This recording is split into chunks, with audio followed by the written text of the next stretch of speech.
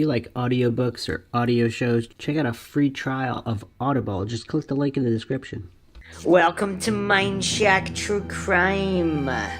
This is your host, Bruce McGuire. And Sid Irwin.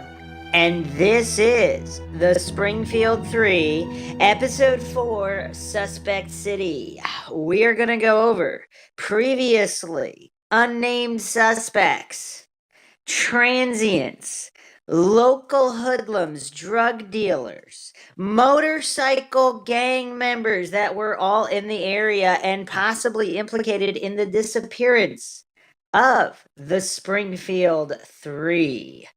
So, as always, if you like the podcast, you can donate to our PayPal. Just check the link in the description. Make sure to subscribe to the channel. Hit the bell for notifications. If you like the podcast, hit the like button. Feel free to share it across social media platforms. Any questions, comments, thoughts, theories, rebuttals, leave them in the comments section. Like and follow our Facebook page for exclusive updates that will only be posted on Facebook. And then you could also check us out Reddit, Twitter, and Patreon. And patrons do get priority in case requests. All right, Sid. I keep referring to you as this former Mensa member, but real quick, did we ever talk about the Prometheus Society? No, I can't honestly say that we have. Is one of the reasons you left Mensa in order to focus on getting into the Prometheus Society? You could say that in a way. For those that don't know, the Prometheus Society is a high IQ society like Mensa, but is much more restrictive. So the entry test is designed to be passable by only 1 in 30,000 of the population. Mensa can be achieved by 1 in 50, which a lot of people actually don't know. People treat Mensa in super high regard. But are you already a member of the Prometheus Society and just refuse to tell us, Sid Irwin? No, with such exclusivity, I couldn't honestly share that kind of detail, could I? So you're saying you could tell us, but then you'd have to kill us? That's funny, but also true. All right, how much of the Springfield 3 case do you know about? Because we are going to do a recap. Like with the rest of our viewers, especially those who are joining us for the first time, I would love to hear the recap. All right, so this is actually an article posted on people.com pretty recently, November 1st, 2019. Where are the Springfield Three? Inside the case that has baffled family and police for 27 years. For nearly 27 years, family, friends, and law enforcement have tirelessly tried to find out what happened to 3 Missouri women who vanished without a trace. After her high school graduation from Springfield's Kickapoo High School on June 6, 1992, Stacy McCall and her friend Susie Streeter, 19, celebrated with friends before going back to the home Susie shared with her mother, Cheryl Levitt, who was 47. The next morning, Susie and Stacy planned to visit a water park with friends, but the friends never heard from them. And after Janice McCall couldn't reach her daughter Stacy, she drove to Susie and Cheryl's home, hoping to find her. When she arrived, she found Stacy's things, including her wallet, makeup pouch, clothing, shoes, and jewelry, neatly placed on the floor. I kept going through my head, her mom, Janice McCall, 71, tells People, so I immediately called my husband Stu. I knew something was very wrong. She thought they would be home right away, she adds, and was angry we couldn't find her. She never saw her daughter again. While Janice and many others left distraught by the 3 women's disappearances, they have never stopped looking for them. The unsolved case of the so-called Springfield Three is explored in the season premiere of People Magazine Investigates on Investigation Discovery, airing November 4th at 10 p.m. As days turn into months and then years, authorities continued investigating, finding and eliminating possible suspects. Then, in 1996... Robert Craig Cox, a convicted kidnapper and robber in Texas, claimed he knew the Springfield Three were dead. Authorities who confirmed Cox had lived in Springfield at the time of the woman's disappearance interviewed him. He wouldn't admit he was responsible, says retired Springfield Police Department Detective Sergeant David Asher, but he said, I just know they're dead. The family want answers no matter how grim and devastating those might be.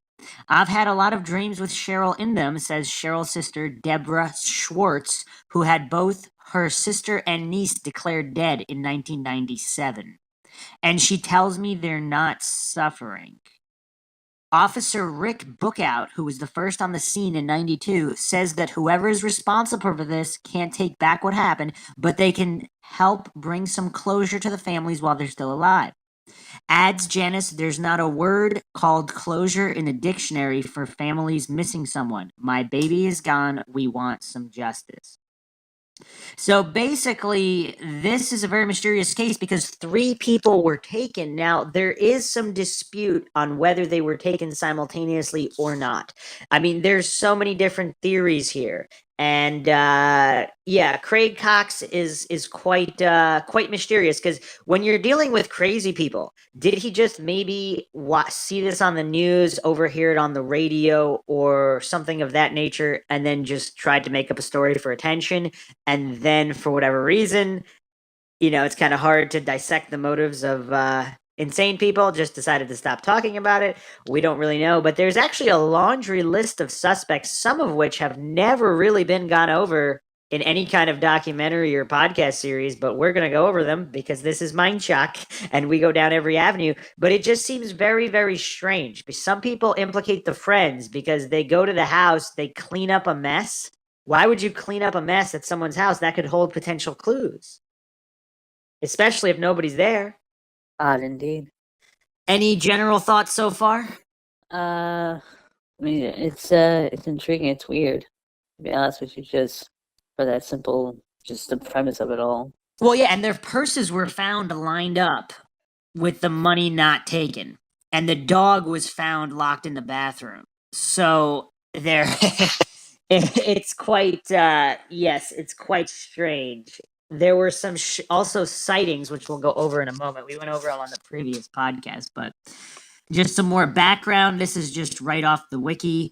All their personal belongings, including cars and purses, were left behind. There were no signs of a struggle except a broken porch light. There was also a message on the answering machine that police believe might have provided a clue about the disappearance, but it was inadvertently erased. Do you believe that it was inadvertent, Sid? That's, again, very odd, very strange. Well, you want to hear more odd? Apparently, there was a history of a crank caller for like that previous year. And the timing of the call on when the friends came to the house leads some to believe that the perpetrator was actually watching the home after the abduction and just wanted to screw with people calling the house. Oh, wow. Yes.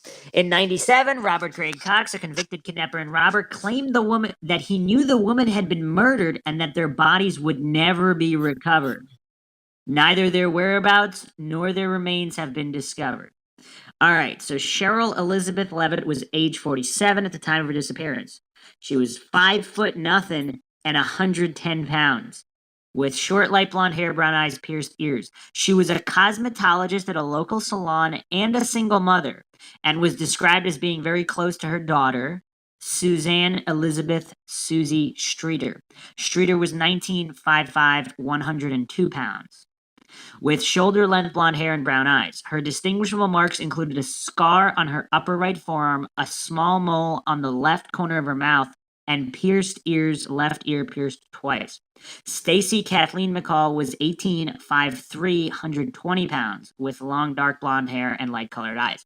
So even though they're not exactly gigantic in stature, it's still, think about how difficult it is to abduct 2 people properly in the middle of a neighborhood. But now we're talking 3. Now, also, the neighborhood area wasn't exactly the most populous. There were some, there were houses around, but supposedly there was also some business district area with some possible abandoned buildings there where there could have been transients or whatnot living there. There's a lot of unknown information in this case. Okay, also curious, this is happening graduation night. So now we do have, this could this have been some kind of occult fraternity initiation? Because there are stories where I actually went over some on the previous podcast where frat pledges are actually kidnap females in the area. Not, I mean, hopefully not to kill them or anything, but just to scare them. And that's kind of one of the rituals. I mean, who knows if there's occult sacrifice, things of that nature. It's all quite bizarre. But this is graduation night, so other Or people. a frat kidnapping that could have gone wrong, and thus someone may have ended up dead, and then they had to cover things up. Yes, especially if one of the frats or college people, if one of, I mean, we're talking, if some of these people, when you're a senior in high school and you're graduating, you might have friends or family members that are 1 or 2 years older than you that are in college. They might bring their friends around if there's a party with drinking. I mean, that's what's so strange about all this. Now, there were reports from friends that Susie was in fact acting very strange and scared the entire night. So here's where the plot thickens. She was supposed to testify against an ex-boyfriend in a grave robbing incident. Is this case getting strange enough for you, Sid? It's becoming more intriguing. It's pretty rough. Well, let me just finish the quick rundown from the wiki just so you could get caught up and give your thoughts. Streeter and McCall graduated from Kickapoo High School on June 6, 92. They were last seen around 2 a.m. on June 7th when they were leaving the last of the few graduation parties they had attended that evening. At some point during the night, they were also seen in Battlefield. The pair planned to spend the night at their friend Janelle Kirby's house. But when they decided Kirby's house was too crowded, they instead left to go to Streeter's and thus Levitt's home at 1717 East Delmar Street to retire for the night. It is assumed they arrived because their clothing, jewelry, and purses and vehicles were all present at the house the next day. Another interesting detail is that they parked a certain way, and that night their cars were not parked that way. So someone alleges that if they were abducted elsewhere and their cars were brought back to, for whatever reason, or if they were held against their will, kidnapped, brought to the house before being brought elsewhere, but someone was trying to make it look like they had gotten to the house voluntarily, they wouldn't necessarily have known the personal parking habits of the woman. So just another strange detail in a long list of strange details that don't add up. Okay.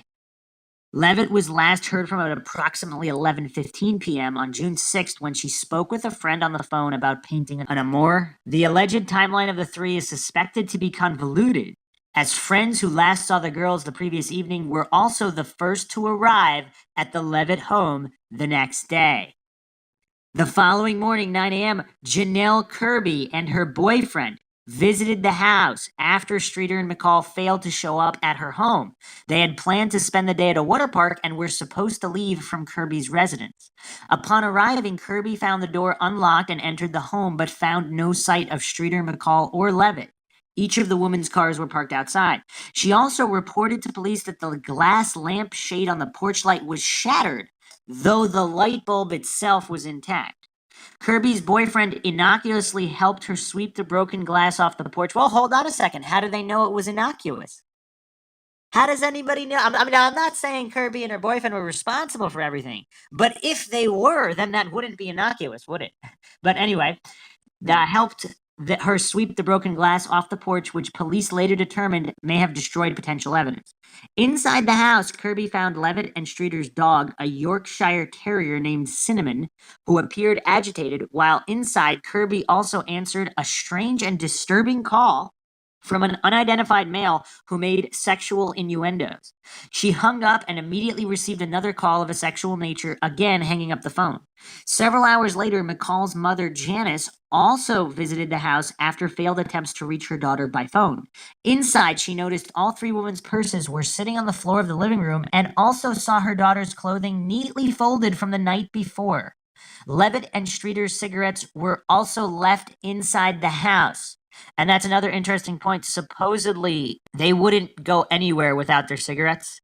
So Again, unless they were just answering the door. If they were going to run out to the store or whatever, friends and family say that they would always bring the cigarettes. Okay, just curious points. And of course, purses and whatnot. Janice frantically called police from the home's telephone to report the 3 women missing.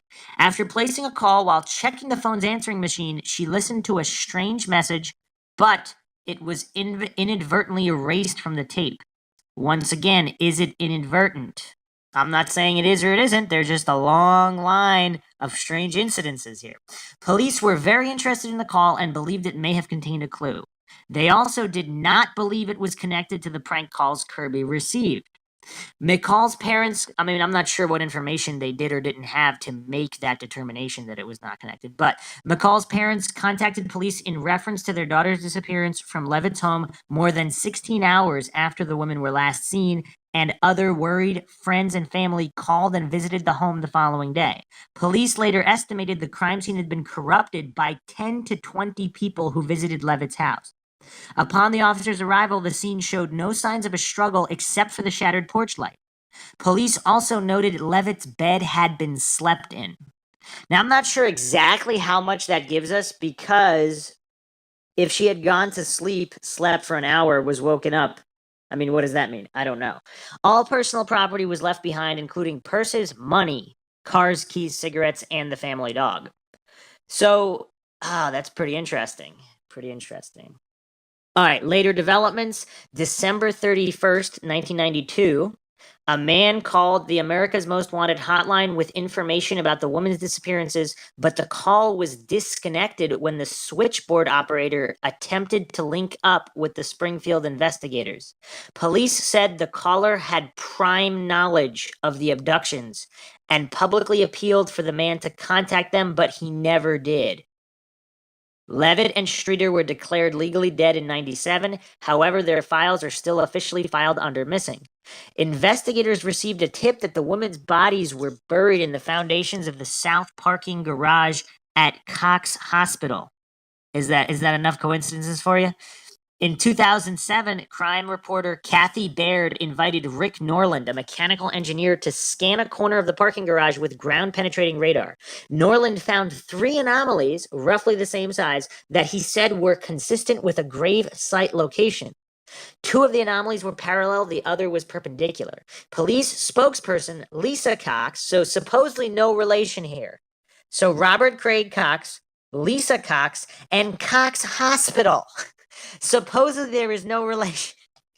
What are you thinking so far, Sid? I'm thinking the coincidences potentially covers ups without it could happen.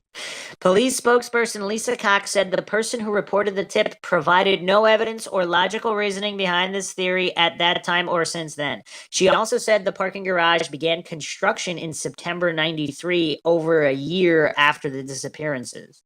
Digging up the area and subsequently reconstructing this structure would be extremely costly, and without any reasonable belief that the bodies could be located here, it is illogical to do so, and for those reasons, SPD does not intend to. Investigators have determined this lead to not be credible. Daryl Moore, a former assistant of the Greene County Prosecutor's Office, said the tip came from someone who either claimed to be a psychic or claimed to have a dream or vision about the case. In February 2019, Bart Streeter, the son of Cheryl Levitt and the brother of Susie Streeter, was arrested on suspicion of public intoxication, disorderly conduct, and attempted false imprisonment. He was later charged with public intoxication, disorderly conduct, and attempted false imprisonment, and sentenced to 6 months probation. Okay. The suspect, Robert Craig Cox, was imprisoned in Texas. He's a convicted kidnapper, robber, the suspect in a Florida murder. He told journalists that he knew the 3 women had been murdered and claimed their bodies would never be recovered. In 92, Cox had been living in Springfield, and when interviewed then, he had told investigators that he was with his girlfriend at church after the woman disappeared. However, she later recanted her statement and said Cox asked her to say that. Cox also said that he was at the home of his parents the night of the disappearance, and they confirmed that alibi. So he had 2 different people confirm conflicting alibis. Does this seem like a trustworthy individual, Sid? We can't make heads or tails of that. We cannot, though. In honest fashion, maybe with his own sketchy background, he might realize he might need a second alibi just in case. Oh, that's a good point. That's a good point. Taking bases. Authorities were uncertain if Cox was involved in the case or if he was seeking recognition for the alleged murders by issuing false statements. Cox stated to authorities and journalists he would disclose what happened to the 3 women after his mother died. All right, is his mother still alive? Because this has been quite some time now. But all right, there's actually a lot more than meets the eye to this case, and we went over the timeline. I'm gonna zip through it real quick. Graduation ended at 6 p.m. June 6, 92, and 7:30 p.m. One of Susie's friends drops off the graduation cake. Susie has a pizza dinner with Cheryl. So it's Susie Streeter, her mother Cheryl Levitt, and then the friend is Stacy McCall. You got that? Yes. Okay. 8:30 p.m. Susie arrives first at Janelle Kirby's house. Stacy arrives several minutes later. Mike Henson is Janelle's boyfriend. And they walk to Brian Joy's house, whose parents are out for the night. So that's around the corner. They ask to spend the night there. He says yes. Okay, 9:30 p.m. Cheryl Levitt speaks on the phone to another friend. 10 p.m. A dog matching Cinnamon's description showed up at a neighbor's house at 10 p.m. and then also again at 3 a.m. Neighbors were in their backyard when she appeared at 10. She wanted to get in people's laps. The man picked her up and put her over the fence. So we don't really know if it's a common occurrence for Cinnamon to just run around the neighborhood. Obviously, if something weird is going on in the house, would Cinnamon have been more agitated at 10 p.m.? Doesn't seem too crazy. I don't know. At 3 a.m., we'll get to that. Okay, so between 10 and 10:30 p.m., Steve Thompson, a 24-year-old night clerk at the APCO A-Mart at 4140 South Fremont Avenue, said he saw Streeter and McCall come in. So this is between 10 and 10:30 p.m. They bought a few items and left in separate cars, Thompson said. He said McCall was in a brown or dark gold car like a Monte Carlo, an older Cutlass, or Grand Prix. Several of McCall's friends said they do not recognize that car's description. Steve Thompson said they were with a man in his early 30s, dark, stringy, thin hair, and a mustache. He popped his head in the door and told the women he'd forgotten to buy cigarettes, Thompson said. He vaguely remembered the 2 girls talking in the A-Mart about meeting later that night. Streeter and another girl she was with drove south on Fremont Avenue. McCall and her companion drove north in the brown car. Okay, so this, for whatever reason, Steve Thompson, I believe all of his testimony has been swept under the rug. People said he didn't know what he saw, or he was mistaken. I am not so sure. So I'm going to continue including his testimony because it might be smoking gun material. We don't know. So there's this guy, this early 30s, dark, stringy hair with a mustache guy. Okay, and this vehicle. Okay, at 10:30 p.m., Stacy calls her mother and tells her they are not driving to the Branson Hotel, which is near the water park, and they're sleeping at Janelle Kirby's house. Okay. At 11:15, Cheryl Levitt is speaking to a friend on the phone. Okay, 11:30 p.m. Most people at Brian Joy's party leave for a spur-of-the-moment party at Michelle Elder's house. This is a close friend of Stacy McCall. By the way, just quick background. Stacy and Susie, they were friends, but they didn't have that many common friends.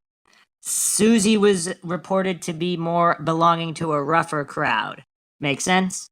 Yeah, I can understand that. Okay. But they were childhood friends. Okay. So this was less than a mile from Hanover. So the Elder party is on Hanover Street, less than a mile from the APCO A-Mart where Steve Thompson, the clerk, spotted them. Okay. Michelle Elder said that Streeter and McCall were in good moods. Nothing was wrong. Everything was just perfect, she said. Okay, that's conflicted by other people who say that Susie Streeter was very agitated. Okay, so now we have nothing between 11:30 p.m. and 1:15 a.m. 1:15 a.m., 3 blocks from the Levitt home, 2 dogs were growling. The dog owner was home alone at the time. She is a sales representative at a Springfield broadcast company. The news leader is not giving her name to protect her. She looked out her kitchen window and saw a man peeping in her neighbor's window. All I could tell was he was tall, thin, and had a ball cap on. She flipped on her kitchen lights. He turned around and just walked away real fast. She said she did not hear a car. She phoned her neighbors who searched their yard but found nothing. No one called the police. The next day, her neighbor, a Springfield lawyer, found several broken plants under the window and a pocket knife. So that's kind of weird, though. If you're a peeping Tom, are you going to be careful enough not to drop your pocket knife?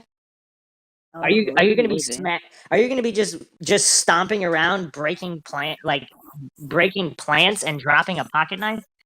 By June 9th, news about the disappearance had splashed over Springfield. The woman who spotted the prowler called the police. The lawyer flagged down a police car in the neighborhood and gave the knife to the officers. Glenn, the police spokesman, said Thursday evening he did not know about the peeping Tom. We also don't really know what happened to that pocket knife. There's some weird issues with the evidence in this case. I'll be going over that in the next podcast. There is missing evidence, unreported evidence, and just plain old unresolved evidence. Okay, 1:30 a.m. Neighbors called the police on Elders Party, which has 50 to 100 people spilling into the street, drinking beer and playing loud music. At 1:50 a.m., police show up and break up the party. That's kind of weird, though. If this is accurate, that's a 20-minute delay by police. Okay. This is Springfield, Missouri. We're not talking about, this is a city. We're not talking about some backwoods boonies that are, miles and miles from the city where they need to call in the county sheriff. 20 minutes is not a great response time. All right, anyway. The neighbor watched through his window. The police were saying, look, you got a bunch of minors here. You're blocking the street, that type of thing. He said there were beer cans all up and down the street in our yard and all our neighbors' yards, and the police told them to pick up the cans and go home. 1:15 to 2 a.m.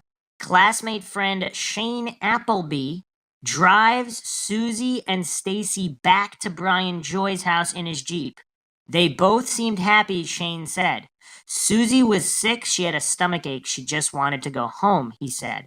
Apparently, Janelle Kirby was in another car when they went back to Joy's house. Joy changed his mind about having Susie and Stacy sleep there due to being afraid his parents would return and or too many people staying there. Or did he know something about shady people staying there and he didn't want to put the girls in danger? There's a lot that doesn't make sense this night. This is a crazy night. We're talking high school graduation night with all of these people around. There are prowlers around. And we didn't even get into the whole motorcycle gang drug dealer situation. It's a full moon out. Oh, yeah, it's rough. Are you still following? I just wanted to clarify, who was driving Susie? So Shane Appleby, I had not mentioned it before. He's just another classmate friend. Gotcha, okay. So, quick recap, the players here. Okay, so Cheryl Levitt, again, that's Susie's mother. Susie Streeter, Stacy McCall. Those are the Springfield Three. Janelle Kirby is a friend of Susie and Stacy. Mike Henson is Janelle's boyfriend. Janice McCall, Stacy's mother. Stuart McCall, Stacy's father. Brian Joy is Janelle's neighbor. He is 1 year older than the girls. He graduated from Kickapoo High School the previous year. Okay? Shane Appleby is a classmate friend. Michelle Elder is a classmate friend. Okay? So Brian Joy is Janelle's neighbor who is a senior the previous year. Shane Appleby and the Elders are seniors with Susie and Stacy. Okay, got it? Okay. All right. So Shane Appleby drives Susie Stacy back to Brian Joy's house in the Jeep. Okay. So now Brian Joy changed his mind. Now, we don't know what's going on in the house. We don't know who's there. Okay. A couple of carloads of their classmates, including Janelle Kirby, arrived at Joy's also. Joy told them they couldn't stay. When I saw how many there were, I said they better not in case my mom came home, Joy said. So maybe there is nothing shady there. Maybe he just got freaked out because he thought a couple people would be okay, and then there's 20 people. He's like, uh-oh. Okay, so between 2 and 2:20 a.m., Shane Appleby drives the girls to their cars at Janelle Kirby's house. Okay, so Joy is where the first party was. Then they went to the elder party. Then they went back to Joy. Now Shane Appleby is driving them to their cars located at Janelle Kirby's house. Okay, 2:20 a.m. With so many relatives staying at Janelle's, Susie asked Stacy to stay at her place instead of the pallets on the floor they would have to sleep on if they stayed at Kirby's house. Kathy Kirby woke up when she heard Janelle Kirby come in the house. She heard Streeter tell McCall, "Follow me to my house," and heard McCall say, "Okay, I will." Then she heard them drive away. Okay, interesting point here. So this is allegedly the final witness to Susie and Stacy. Some people believe that if Janelle Kirby was somehow responsible, either for an accident, something went wrong, who knows, they alcohol poisoning. We really don't know what happened. But would Kathy Kirby cover up for her daughter, Janelle Kirby? Would she make that up to make sure that there was a train of evidence leading back to the house? But if they had to drive back the cars to the house anyway, I mean, would that even be necessary? Probably not. So I don't know. What are your thoughts? I mean, if she had to cover for her daughter, I mean, of course a parent would. Just, any parent that cares for their child as much would. Personally, I'm not entirely sure about that train of thought. But go with it. All right, so 2:15 a.m. We have another Steve Thompson sighting. So Steve Thompson, the 24-year-old night clerk at the Apco A Mart. All right, remember this guy? He said he saw Susie and Stacy come in, and there was also a man, the stringy-haired man in his early 30s with a mustache. You remember this? Yes. At 2:15 a.m., he said that Cheryl Levitt, Susie's mother, arrived at the Apco A Mart and asked Thompson if he had seen her daughter and her two friends. She seemed nervous, he said. He told her no and she left. Levitt's friends are baffled. For her to be out at 2 a.m. just whistling in the wind or whatever, that's just nuts, said Mary Keller, a close friend of Levitt's for several years. The only way she would go out like that is if someone called her and said Susie needed her. Susie was sick. No one can explain why Levitt wouldn't have called the Kirbys.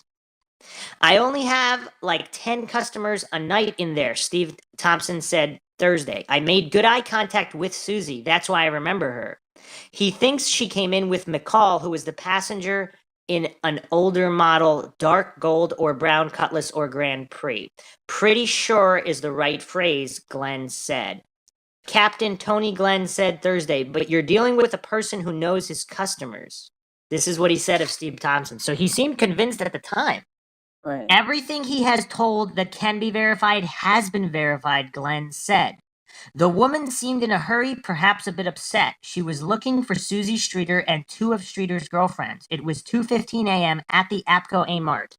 It was the last reported sighting of Cheryl Levitt. The same clerk, 2 days into the disappearance, saw a poster of the missing woman. Cheryl Levitt's picture was like being face to face with the woman who poked her head in the door at 2:15 a.m. June 7th, he said.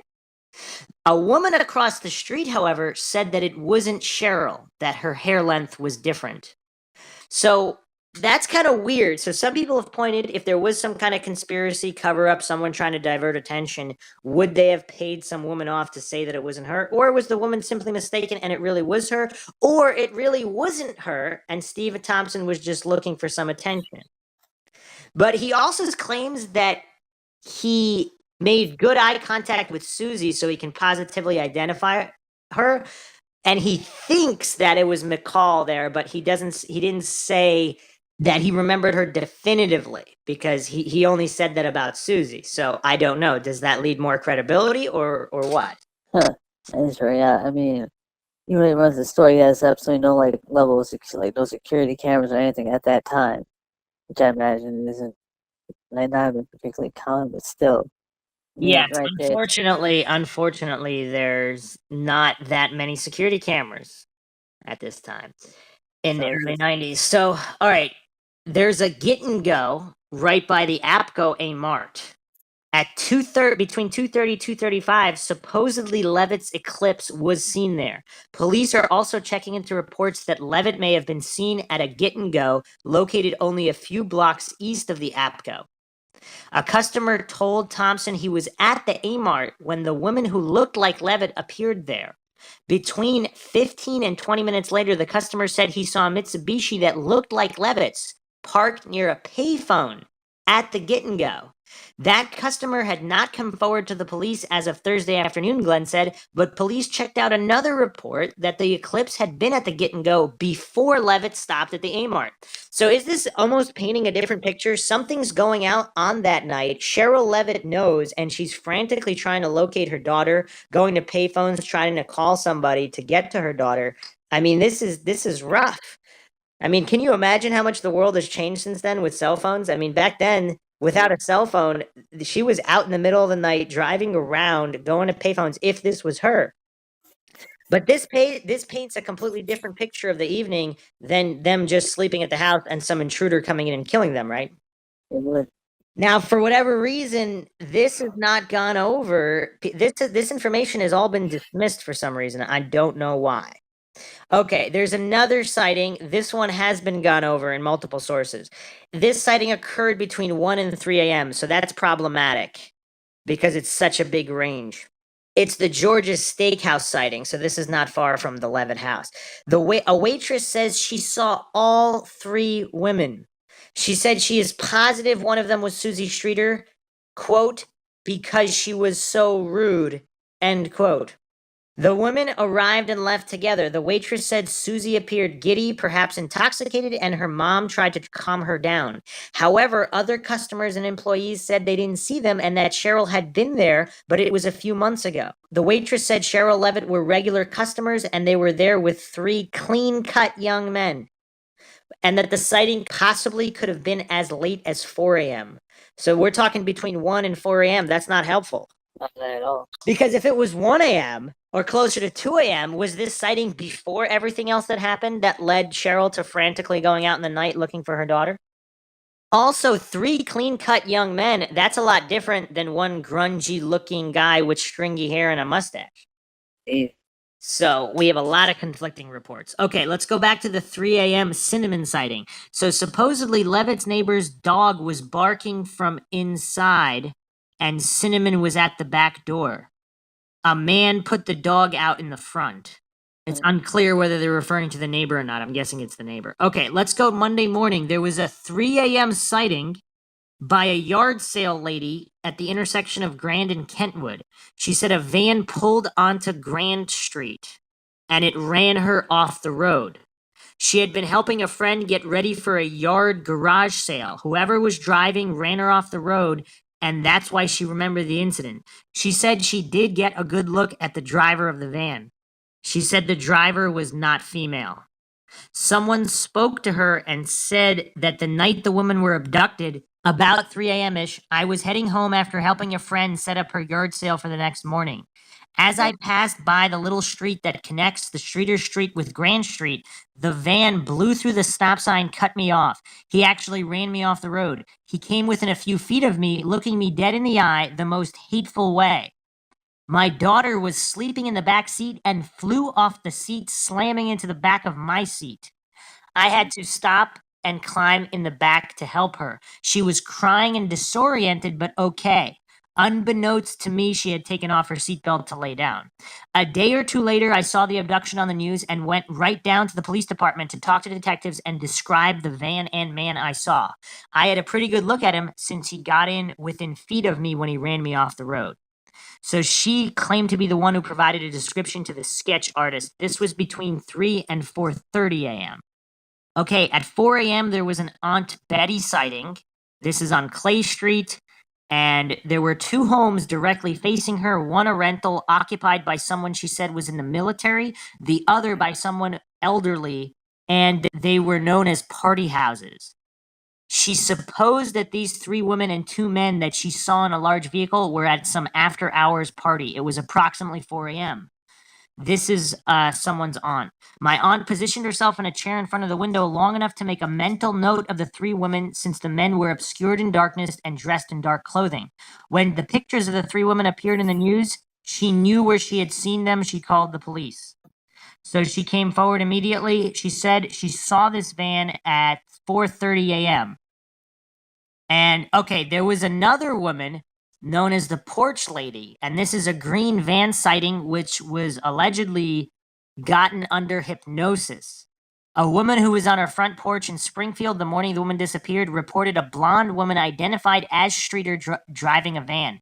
The woman told authorities Streeter drove a van into a next door driveway and stopped as if lost about 6:30 a.m. that day. Streeter appeared to be crying, and a birthmark on her face. Okay, so the birthmark was not visible on the photos they released because she wore makeup. So the birthmark on the right side of her chin, no one would be able to know that she had that from the pictures released. Okay, also the woman on her porch reported hearing a male voice say, quote, "Now back up and don't do anything stupid," end quote. The silvery green and older Dodge van was sighted 15 blocks from the Streeter home. So what do you think of the sighting? Because apparently the birthmark part of it seems to validate it because that information was not released at that time. I mean, I just saw a detail, and it does make it interesting. I mean, they're probably in, again, if they're to assume that they were kidnapped, I could see that falling under the realm as a plausible scenario. That's You know, how they come down. You know what's weird though, because there's all these different people involved. We have clean cut people, we have non-clean cut people. Is it possible they were attempted to have been kidnapped and they got away, and that accounts for one of the sightings? And then there happened to be other shady individuals with a different van that went to abduct them again, and there were two different abductions, and that's what's causing all this problems with the timeline. It could, but that would be extremely odd. I mean, the same target with multiple perpetrators? Unless the original perpetrators were like the B team and they failed, so whoever really wanted to kidnap them called in the A team.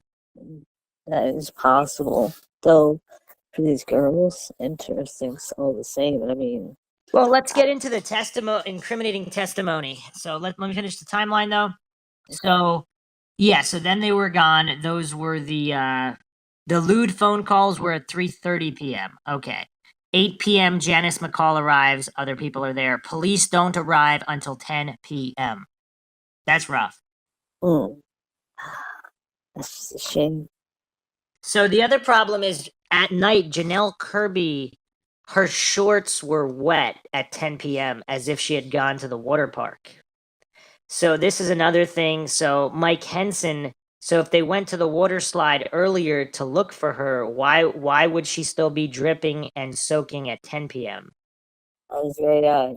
So some people think if the friends are responsible, they dump the bodies somewhere, possibly somewhere wet, or they move the bodies. We don't know.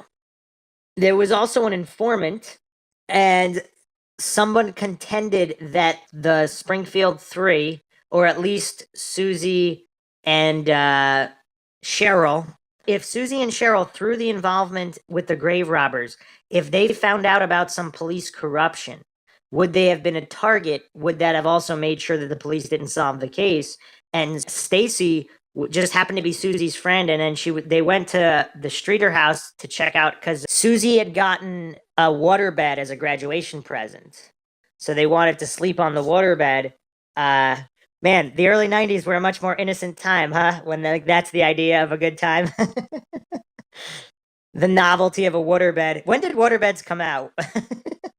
I want to say early 90s, maybe even late 80s. Wow, the modern version was invented and patented in 1971. It became popular through the 80s. All right. They were 20% of the market in 86, 22% in 87. Currently, less than 5% of the market. For those not up to date on their waterbed history. I know. Okay, so yeah, so apparently Stacy she just went with Susie because Susie was very upset, and apparently some people were saying she was scared She was scared that night. So Susie was the good friend who was going to go sleep over so she would be less scared. So if Stacy just got caught in their mess and Cheryl and Susie were the real targets, was there police corruption that they found out about and they were made to disappear? Was there a large drug operation involving a motorcycle gang and police informants and corruption? Is that why the police chief himself took control of the case? There was some shadiness with police activity in this case as well.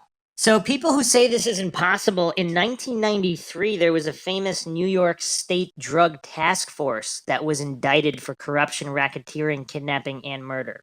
So, I mean, that's New York State. Now we're talking in Southwest Missouri. Is it possible that there were law enforcement officials involved with a motorcycle gang and corruption? Some people allege, I haven't verified this, that Cheryl Levitt's uncle lived nearby Francis Robb. And we're going to go over Francis Robb and other suspects, the DEA, in a moment. So let's go through the suspect list. Between August 26th and 27th, 1994, a federal grand jury reviewed evidence in the missing woman's case. Police sources said they had 3 suspects at the time. 1, Steve Garrison, 36-year-old from Springfield, with a long criminal record dating back to 1978. He spent most of his adult life in jail or prison, including sentences for stealing, burglary, theft, robbery, and harassment. He escaped from prison and was more recently arrested for raping and sodomizing a woman in Springfield after breaking into her home. That's an interesting MO, isn't it? The second suspect was a 28-year-old man from Kansas. He also has a long criminal record dating back to 84, convictions for burglary, aggravated assault, escape, and various parole violations. These guys in Missouri seem really good at escaping from prisons or jails. Oh, well, those skills I guess you need up there. The third suspect was a 28-year-old originally from Cedar County, Missouri, near Stockton. He was first arrested in 85. He was in prison for burglary, stealing, parole violation. He also escaped from prison with the first suspect, Garrison, in 1990, but was in custody as of this date. The 3 men were moved around the Kansas prison system for years and often did time in the same facility. When the 3 women disappeared, all 3 of the men were on the street. The federal grand jury issued no indictments. So, although the names were never released, people suspect that it was Steve Garrison, Gerald Carnahan, and Ricky Eugene Dykes. So, Cheryl's ex-husbands were investigated, as well as Bart Streeter. So, Bart, who's Susie's brother and Cheryl's son, supposedly during this time he was an alcoholic. Earlier in 1992, he shared an apartment with his sister. So the living situation was not ideal between Susie, Cheryl, and Bart. So there was an argument. Bart and Susie got into an argument supposedly because of his drinking, and he was allegedly abusive. All right, let's go to Robert Craig Cox. So he's obviously the number 1 suspect usually brought up in this case. His conviction was overturned due to a lack of DNA evidence in the Florida murder, but I mean, it's pretty much known that he was guilty. We went over that in the previous podcast. So he would also be, constant charges of kidnapping and robbery. In 1992, he was working as an electrician in Springfield, and he was actually interviewed during the initial investigation. So family members and his girlfriends provided alibis, but also, this is another, are you ready for another coincidence? All right, lay it on me. He worked at the car dealership where Stacy McCall's father worked. Stacy and her sisters often visited the father at the dealership. So Robert Cox could have seen them. Very well. Okay, so some people think that he might have been pretending to be an electrician or some gas man and saying there was a gas leak in the house and they had to leave the house to get him out quickly and then threw them in a van or something. All right. Yes, so Stacy McCall's mother, Janice McCall, actually told AOL News that they found out that Robert Craig Cox was working outside of Cheryl and Susie's house doing underground electric cable work. So apparently they found out that he was working on the same street. What are the chances that he's working on that street as an electrician and he's also working at the car dealership where Stacy McCall's father works? So he's got a connection to all three. So some people believe that he's involved with some of these other shady individuals, and even if Robert Craig Cox himself didn't do it, he might have either told associates about it or he knows other shady people who did it. I mean, is it that unlikely that these criminals know each other and might have bragged to each other about things? Very possible. Okay. So Cox's girlfriend retracted the alibi. She originally said they went to church together. Is that a good alibi for a criminal? Well, most people at least back then, I think most people would question a person that has some level of spiritual connection. People who have interviewed Cox said that he displayed a tendency to bring up the case without ever admitting involvement. He said that the women are dead, the bodies would never be found. He said that he would tell the truth after his mother had passed away. Okay. He also attempted suicide. He was also a Texas Ranger. There's also, he made a statement, as long as I'm in prison, murders like what happened to those women in Missouri won't happen again. All right, what to make of that, who knows? Okay, let's move on. Gerald Carnahan. So Gerald Carnahan, he's going on trial for the murder of Jackie Johns. He's accused of abducting, raping, and killing Jackie and dumping her body in Springfield Lake. He has a long history of violent behavior. His wife took a restraining order out on him after he threatened to kidnap and kill her. Is that kind of weird? Don't you normally threaten to just kill somebody? Or are you going to say, I'm going to kidnap and then kill you? Do you find that kind of strange? It's a bit strange. How often do people tack on the kidnapping prior to the murder as a threat? Well, I mean, if he's, let's say, serial killing, that's just his ritual. Okay, yeah, okay. Okay, in 1993, he was arrested for attempting to abduct an 18-year-old girl. He had another man with him who was the driver. In the book Murder on a Lonely Road by George Powlesk and Beth Hunsdorfer, a man named Eric Turnage is the driver. He was arrested later for wielding a gun while intoxicated. He was also arrested for attempting to burn down a competitor's business and was charged with arson and burglary. He was also arrested for letting the brake fluid out of a neighbor's car. Man, this does not seem like a nice guy. Not at all. In fact, he just makes me look suspicious, which is not good either. He was also arrested in Los Angeles after Jackie's murder for tampering with evidence in her case. He was also arrested for lying to the original grand jury, and it was over 20 years before he was arrested. So Carnahan is usually considered more of a person of interest. Online researchers in the case believe he might not have been directly involved, but he has knowledge of the case. In 92, he was working and operating Diversified Plastics in Nixa, Missouri. Many of his employees were members of the Galloping Goose Motorcycle Club. This club controlled most of the drug traffic in the area. In 1993, he was charged with the attempted kidnapping of a young woman, and he spent 4 years in prison for setting fire to a rival business. After his release in 97, he went to work for Marine and Diversified Plastics in Springfield. But his 1985 murder of a woman was not discovered until 2007 through DNA testing. He was a suspect at the time, but there was nothing to link him to it. But he's a known criminal in the area. Okay, here's another thing. So apparently someone who knew a neighbor of the Streeters said this. What I don't understand is why Gerald Carnahan wasn't investigated concerning the disappearance of the Springfield Three. I worked with a lady who lived across from the Streeters and saw him hanging around several times before they disappeared, but not after.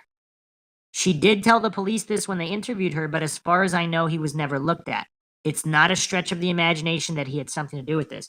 So someone's saying a lady who lived across from the Streeters saw Carnahan hanging around the house or the street. Isn't that kind of weird that he'd just randomly be hanging around? But she never saw him hanging around after the disappearance. What do you think about that? That might be one of those established coincidences. All right, let's move on to Steve Garrison. Stephen Garrison was a person of interest early in the investigation. He's a known criminal, robbery, drug dealer, assault, and he was also active in the Galloping Goose Motorcycle Club. Okay, so this club keeps coming up. He was not in jail at the time, but when he was in prison later, he told investigators he had information about the case, that he overheard something about the woman being buried on an area of nearby farmland, and then used the meeting as a chance to escape custody. Before being rearrested, Garrison broke into an apartment and held the young woman living there captive for 10 days, subjecting her to sexual assault before making her give him over $500 in cash and leaving the apartment. Eerily, during this whole time, he was meticulous about making the victim remove all traces of him from her body and from the apartment. Okay, so these guys all have similar MOs, wouldn't you think? Indeed, very odd. Unless there's just some sort of convention that came to town, they all decided to show up together. Galloping Goose meeting? Could be. Okay, an interesting note about Garrison is Robert Craig Cox, when he was asked to take a lie detector test, he said, I wonder if they asked Steve the same thing. So was he referring to Stephen Garrison? Because Carnahan and Garrison know each other. They're both members of the Galloping Goose. But what about Robert Craig Cox? Because if all three of them know each other, all three of them could have possibly been responsible. All right, let's move on. Dustin Rekla, Michael Clay, and Joseph Rydell. So Dustin Rekla was Susie Streeter's ex-boyfriend. Michael Clay and Joseph Rydell were friends of Rekla's. Okay, so in March 1992, Susie Streeter had broke up with Dustin Rekla after him and his two buddies, Clay and Rydell, broke into a local mausoleum and stole gold teeth from skulls. I mean, that's some skullduggery, isn't it? That's a bit morbid, yes. So apparently when Susie found out, she told the police what happened. And she also told Cheryl, her mother, who also spoke with police. So Cheryl was scheduled to testify against Rekla, Clay, and Rydell. And they were formally charged with vandalism. So one of these guys, Michael Clay, when interviewed by police, said, quote, I hope those expletives were dead. So it's interesting. Interesting indeed. So Susie Streeter is connected through Dustin Rekla to drug dealers. Okay, so Rekla, Clay, and Rydell, they were drug users and, of course, petty criminals. But for whom or with whom did they deal? Because the Galloping Goose Motorcycle Club, they controlled a lot of the drug traffic in the area. And these other shady individuals. So Mike Kovacs, Susie's ex-boyfriend, who she actually has a restraining order against, is actually friends with Rekla, Clay, and Rydell. Do you find that interesting? I'm sorry, could you repeat the question? Okay, so we know that Susie Streeter is connected to Dustin Rekla. That was her ex-boyfriend who she broke up with because of this grave robbing incident. She was also she also told her mother, and there was some testifying to be done. Okay. Susie has another ex-boyfriend. This guy is Mike Kovacs. She actually has a restraining order against this particular ex-boyfriend, Mike Kovacs. Mike Kovacs is friends with Dustin Rekla, Michael Clay, and Joseph Rydell, who are involved in drug using and possibly drug dealing with the Galloping Goose Motorcycle Club. So that's pretty interesting. So that's an interesting connection there. This Mike Kovacs character. What do you think? Again, it's just one of those odd and weird coincidences. No, intriguing. But at first, with Cox having all the potential to be around the girls, and just almost as if to seem like as if he was I would say stalking, perhaps like a predator seeking prey. But with this information, It's odd. It also makes me wonder about even your theory where it might have been I don't want to say like in a sense of two cooperating teams, maybe even just two. I guess in this odd case, it's the people that might have aim for the same targets. It's odd. All right, let's get into the Mike Kovacs character a little bit because I haven't really heard anybody talk about this guy. Okay. Right. So just quick background on Susie and Cheryl. So Cheryl and Susie moved from Seattle, Washington to Springfield, Missouri in 1980. So they were there for more than 10 years. In some ways, Streeter was not a typical teenager. She moved out of her mother's home at least twice. Last summer, she lived for about 3 months with her boyfriend, Mike Kovacs, at his grandmother's home. In September, she moved back to her mother's apartment. Early this spring, she moved in with her brother, Bart Streeter, 27. After a fight about 2 weeks later, she moved out, friends say. Both times, she came back to her mom's home. Friends of both Streeter and Cheryl Levitt say the mother-daughter relationship was sometimes troubled. Okay. According to Greene County Circuit Court documents, on October 23rd, Streeter sought protection from Mike Kovacs, a boyfriend she had broken up with in September. Her sworn statement asking for the restraining order said Kovacs beat her up, slashed her car tires, threatened her by phone, and harassed her at home, school, and work. One line on Streeter's petition form reads, "I am afraid of respondent Kovacs, and there is immediate and present danger of abuse to me." Earlier this week, Kovacs admitted that he and Streeter had fought physically during their relationship. The same day Streeter filed the petition, Streeter and Levitt also filed a police report accusing Kovacs and another woman of threatening Streeter and twice slashing a tire on Streeter's car. Levitt is afraid physical harm may come to Streeter from Kovacs and the woman if this is not stopped now, the police report said. So this is from the news leader. We do have 4 or 5 people we are looking at very closely. This is from June 13th, 1992. There are people who have non-substantiated alibis for breaks in time during the time we believe the woman disappeared. Mr. Kovacs is one of those individuals, Glenn said. Glenn said Kovacs told police he was alone Sunday morning. He does not have anyone who can confirm that for him.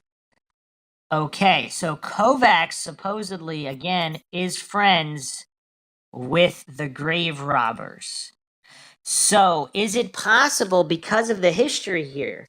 So Kovacs has negative history with Streeter. So if he hates Susie Streeter because she made this public and she filed a restraining order against him, and then she also found out about the grave robbing incident and she's going to testify against them, these 4 guys must really hate Susie Streeter, wouldn't you say? From the sound of it, it would appear that way. Do you think they hate her enough to even kind of seek out counsel from Galloping Goose motorcycle member drug dealers, known criminals, experienced criminals? Do you think they would have told them about this? Or do you think those criminals, do you think they got spooked because the grave robbing incident, if that incident was somehow connected, or they used that money, or they just gave the teeth to the drug dealers to buy drugs or whatever, if those teeth would be discovered and they're trying to get rid of the trail? What do you think? I like to think perhaps he could have actually, if he considering his involvement or his connection like that, it might even explain why the purses might have been left. Because also I thought beyond leaving items alone is that clearly obviously it's not about robbing them or any material actions, but rather something more for the person themselves or the abductor or whoever might have taken them. So in this case, as opposed to maybe just being a ritual killing, it's also might be assuming the fact that the person had a personal vendetta. So to go through all that, especially being an ex who would have been jilted, yeah, that could possibly explain that. That would be odd. Okay, let's go down this list in Suspect City. We got Ricky Eugene Dykes. So there's been a lot of rumors abound about his involvement with the Springfield Three, but he was also, again, connected to the Galloping Goose Motorcycle Club. Okay, his wife admitted to her hospice nurse on her deathbed that she witnessed her ex-husband and son handle a dead body in her own kitchen once. Dykes has been charged with numerous crimes and has served time. He was in Springfield in the summer of 92, and supposedly he was living at a trailer park at the time. He was also tried for forcing poison down an ex-wife's throat in California. This is not a very nice person. Okay, so she also said that he had a split-window Dodge van that was titled in California. There were also numerous threats from the Galloping Goose Motorcycle Club to local judges in Springfield. These people are threatening judges. Okay, Ricky Dykes also owned the same truck used by Glennon Sweet, the man who shot and killed Trooper Ralph Harper off Highway 60 near Rogersville in 1989. Okay, Glennon Sweet was also a Galloping Goose Motorcycle Club member. Okay, do you want to take a guess at who Ricky Eugene Dykes' employer was? Not hit me with it. I'm curious. Gerald Carnahan. Oh, wow. So, yes, this was Carnahan's Diversified Plastic in Nixa, Missouri. So Ricky Eugene Dykes worked there. So these guys all know each other. They're all members of the Galloping Goose Motorcycle Club who are involved in all of these shady illegal dealings.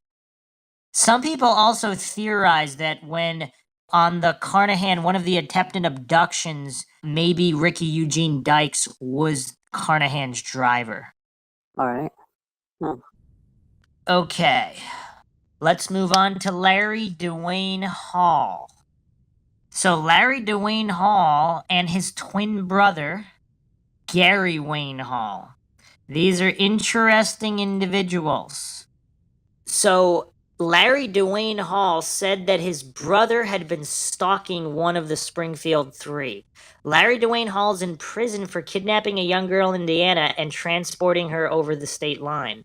Larry Dwayne Hall also spent time at the Federal Medical Center in Springfield.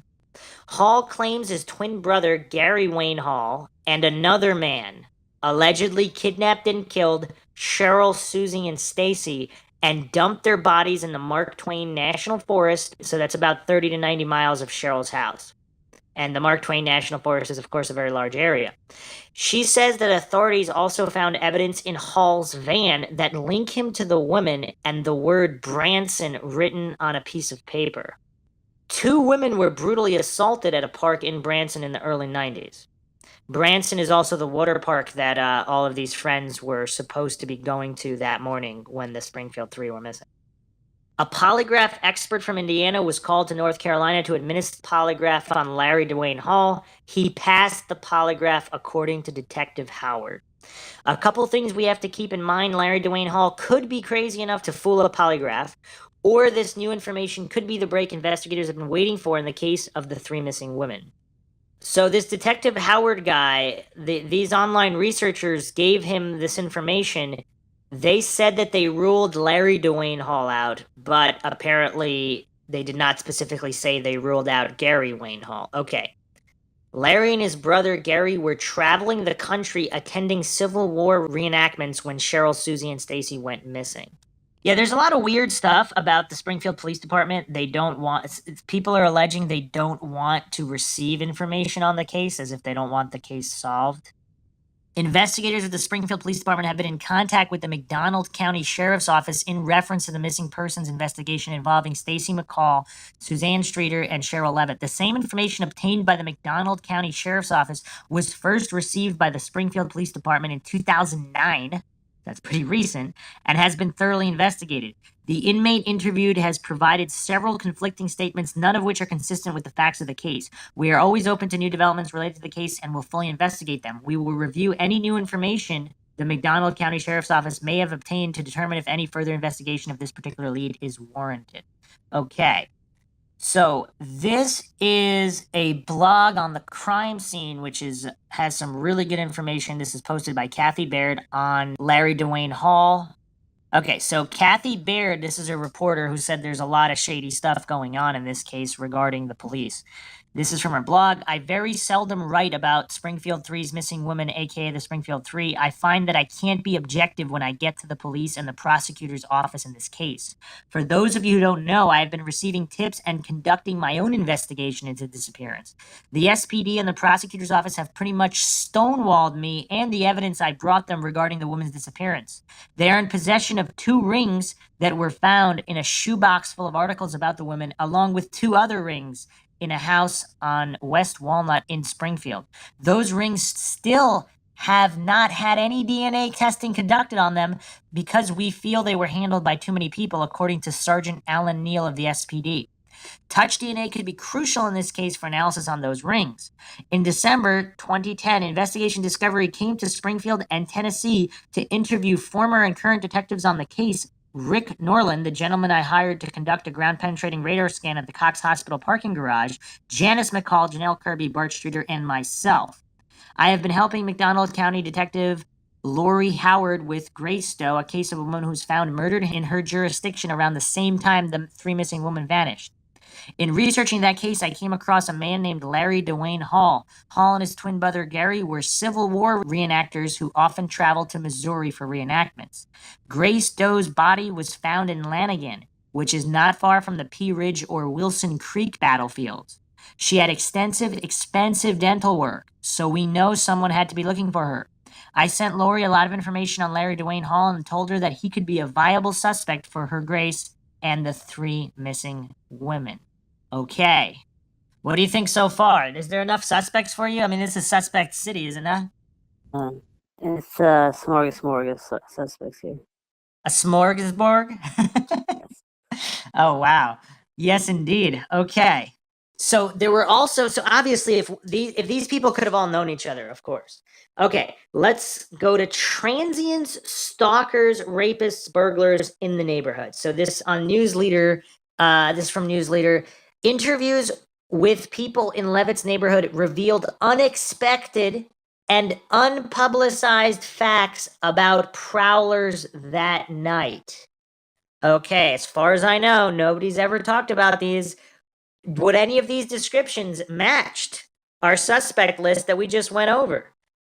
A woman living 4 blocks from Levitt's house told police a man fitting the composite description knocked on her door Saturday along with another man wearing an orange vest.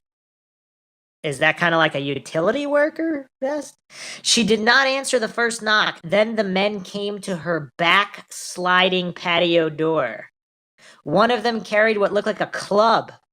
They knocked again and tried to open the locked door before they left after about 10 minutes, she said. Is this the typical behavior of somebody coming to warn you about like an electrical line being down or some kind of gas leak? They're gonna knock on your front door, then they're gonna go to your back sliding glass door and attempt to open the locked door with a club in hand? I mean, that I've heard of. A detective told the woman police had received similar calls. Okay, this is very alarming. Yeah. So there's these 2 guys, one of which is wearing some kind of utility worker vest. They're just going around the neighborhood looking to break into houses. Are they looking to murder, rape, and kill people and possibly burglarize the houses? What is strange is they left the 3 purses, the Springfield Three, they left their purses untouched with money in them. So that's curious because is it possible that these guys are just career criminals and they also operate like maybe there's a bounty? Maybe this is some kind of weird a weird thing where criminals are sort of like police, like they have their own network or system of targeted individuals that maybe have bounties on them.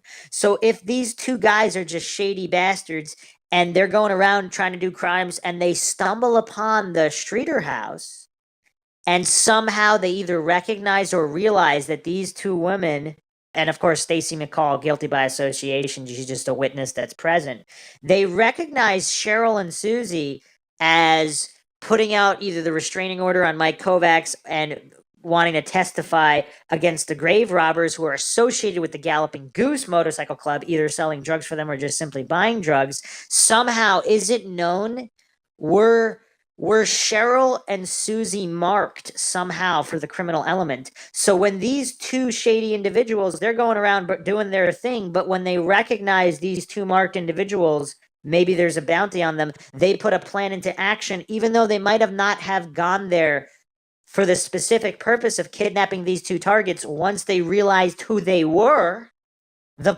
plan shifted. It's a very distinct possibility.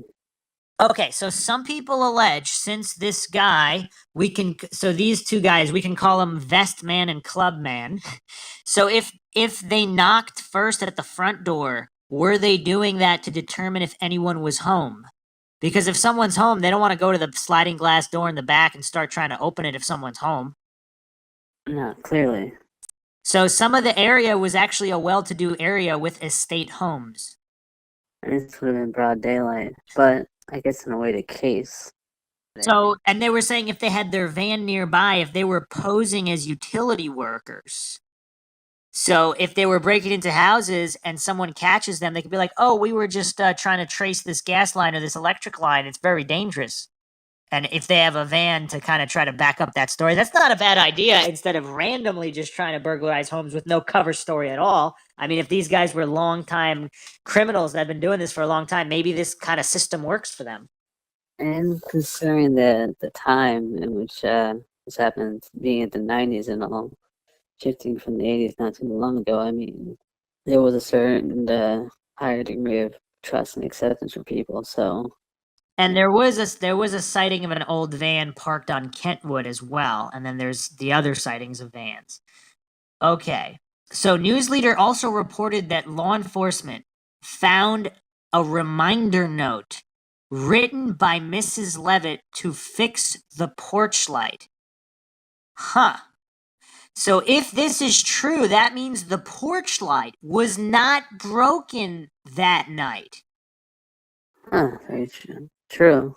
So if the globe surrounding the porch light, if it broke on its own, here's something we didn't consider. What if it fell and broke on its own? Could that, you know what's crazy? What if they really did go to sleep that night? What if the friends are not in on it? Although, if we have the Mike Kovacs connection, we have mutual friends connection, we have mutual friends of the grave robbers. I mean, are we going to say that none of them could have been at any of the parties? I mean, these are young kids. They probably could have gone to some of the parties. And if they didn't, well, I mean, friends of friends could have definitely been there and told them about it. Is that why Susie Streeter was acting nervous and agitated the whole night? Because she knew that her and her mother, they had testifying to be done against the grave robbers, and there were mutual friends of theirs at the parties. Did these mutual friends, or even the grave robbers themselves, or Mike Kovacs, were they at any of the parties, and did they directly threaten Susie? Or indirectly?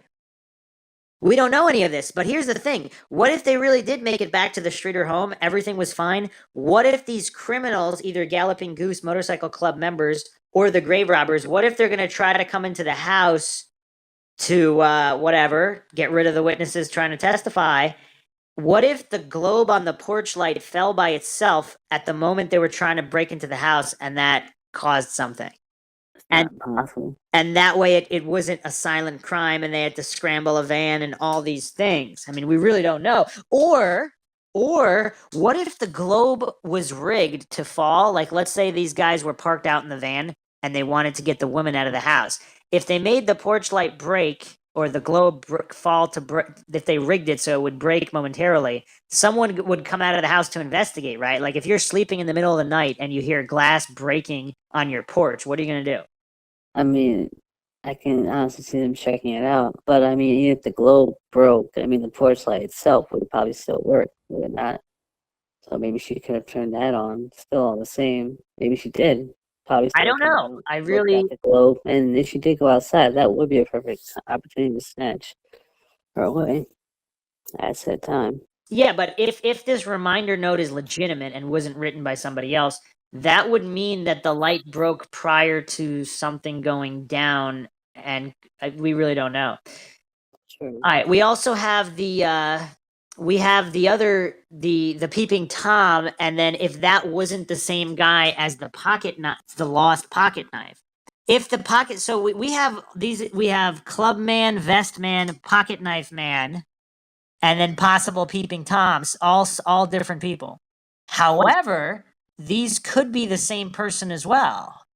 So there was also apparently there were 2 construction workers who owned a van that disappeared right after the abduction. So here's the problem. If they were day laborers being paid in cash, they would be off the books. So nobody was able to verify these 2 construction or concrete workers. If these guys were the same guys or one of the same guys, either the club man or the peeping Tom or the vest man. The other thing that's weird, so apparently a lot of these guys had long hair and full beards. So not mustaches, not clean cut. So Robert Craig Cox did not have long hair or a beard, and neither did Dustin Reckla or Bart Streeter. Which would make you wonder who came into the store. Or Carnahan. And then also, if we're looking at the grave robbers or the high school friends, it seems like they didn't have long hair or beards either. So that narrows it down a little bit if we're going to say some of these individuals are the same people. So the police have apparently never released the details of Vest Man and Club Man. But apparently there were multiple sightings throughout the neighborhood of these 2 guys throughout the day. So some people say that if they were working in that area for previous weeks, they would have a good idea of the comings and goings of people in the area, about cars, when people go to sleep, what time lights go out. If these are experienced criminals, if they were noting all of that, right? If they were just casing the entire neighborhood, and then if they went their rounds, burglarized it, took off in the van, did they also happen to take 3 women that night, in addition to other burglaries that took place in the area? Would be intriguing. I mean, even in fact, you can even say potentially the burglaries are just to cover up misdirection as where the true target may have been the women in the first place. So supposedly, here's another thing we didn't discuss, which could be critical. The van sighting was a green van. Some of the other van sightings were white or brown vans. What if they had painted it? So if there was a white van, like a utility van, and supposedly this van was seen twice a day throughout the neighborhood and then was never seen again after the abduction. Is that too convenient of a coincidence for you, Sid Irwin? I mean, it is a bit convenient. I mean, if anything, aside from it being repainted, which might be easy, it could easily. So supposedly the porch lady said the van was freshly painted green. So if they knew that people would be on the lookout for the white van and they painted it green, it would be a quick fix, but still, model and make would still be relatively easy enough to tell if the person paid enough attention to it. But most people, I imagine, wouldn't. Okay, let's talk about Pocket Knife Man. So this might also be Club Man or Vest Man. We don't really know. But if he was not just a peeping Tom, if he was planning on using the knife to either to cut the screen or cut something to get into the house, and the neighbor turned on the kitchen light at that moment, if he got spooked, he might have dropped the knife and ran off right then. That would explain that, right? That wouldn't, as opposed to him just peering through a window and accidentally dropping the knife. Or if he had that knife ready to attack somebody. I mean, this is all conjecture, obviously, but it's just, it's strange, don't you think? There's a lot of weird goings on in that neighborhood that night. It's kind of weird, right? It is. Other people allege that they were planning to burglarize multiple estate homes, but for whatever reason, they changed plans midway. And so they never planned, they might have not. So it's kind of hard to say what happened at Levitt's house because, yeah, it's weird. Also, we have to consider if there's 2 or 3 guys involved. Let's say one of them just wants to do straight burglaries, but the other one wants to like rape and assault people. And then they start arguing. What could happen in that type of situation?